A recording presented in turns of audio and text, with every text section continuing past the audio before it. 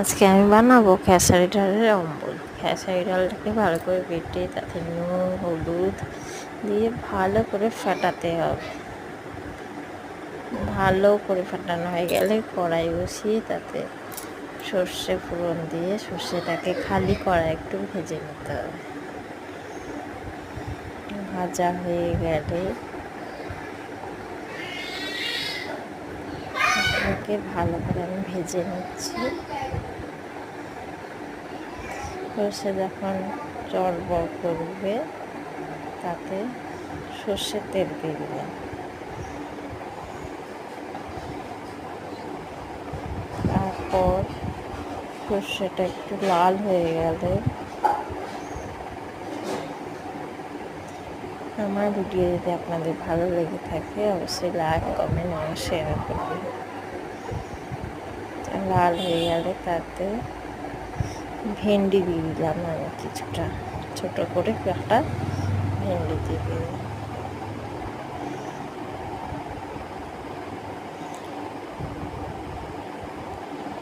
তারপর ভেন্ডিটাকে ভালো করে ভেজে তাতে নুন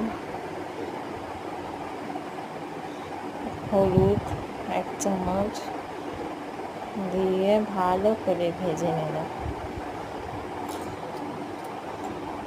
ভাজা হয়ে গেলে তাতে আমি তেঁতুল গোলার জল দিয়ে দিলাম। এরপর ভেন্ডিটা সিদ্ধ হওয়া পর্যন্ত অপেক্ষা করি। টক ফুটিয়ে এলে ওই যে মেখে রেখেছিলাম খেসারি ডাল, সেটাকে এক এক করে টকে ছেড়ে দেবো, ছোটো ছোটো করে বড়া আকারে ছেড়ে দেবো।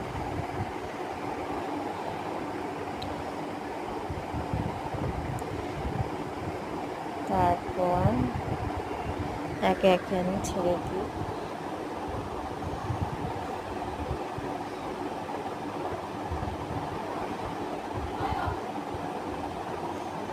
তারপর কিছুটা ফুটে